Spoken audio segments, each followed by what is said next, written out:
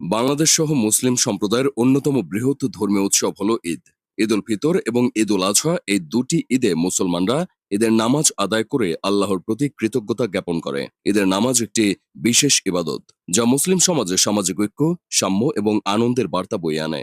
ঈদের নামাজ সাধারণত ঈদের দিন সকালে খোলা জায়গা, যেমন ঈদগাহ মাঠে বা মসজিদে আদায় করা হয়।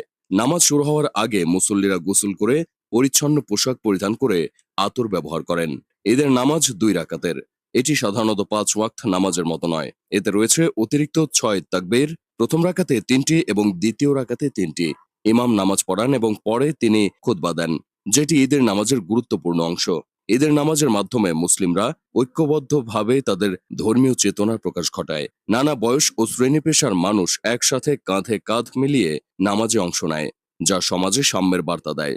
ঈদের নামাজ শেষে মুসল্লিরা একে অপরের সঙ্গে কোলাকুলি করে, শুভেচ্ছা বিনিময় করে এবং দোয়া কামনা করে। এই নামাজ কেবল ধর্মীয় কর্তব্য নয়, বরং এটি সামাজিক বন্ধনেরও একটি উপলক্ষ। ঈদের নামাজ আয়োজনের জন্য প্রশাসনের পক্ষ থেকেও বিশেষ ব্যবস্থা গ্রহণ করা হয়।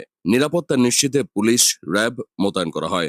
আবহাওয়া খারাপ থাকলে বিকল্প হিসেবে মসজিদে নামাজ আয়োজনের ব্যবস্থাও রাখা হয়। কোথাও কোথাও একাধিক ঈদ জামাত হয়ে থাকে, সবাই অংশগ্রহণ করতে পারেন। সার্বিকভাবে ঈদের নামাজ মুসলিম জীবনে একটি বিশেষ আবেগ ও অনুভূতির স্থান দখল করে রয়েছে। এটি আত্মিক পরিশুদ্ধি ও সামাজিক সৌহার্দ্যের এক অনন্য উদাহরণ। ঈদের নামাজ মানুষকে একত্রিত করে ভালোবাসা ও সহমর্মিতার শিক্ষা দেয়, যা একটি শান্তিপূর্ণ সমাজ গঠনে গুরুত্বপূর্ণ ভূমিকা পালন করে।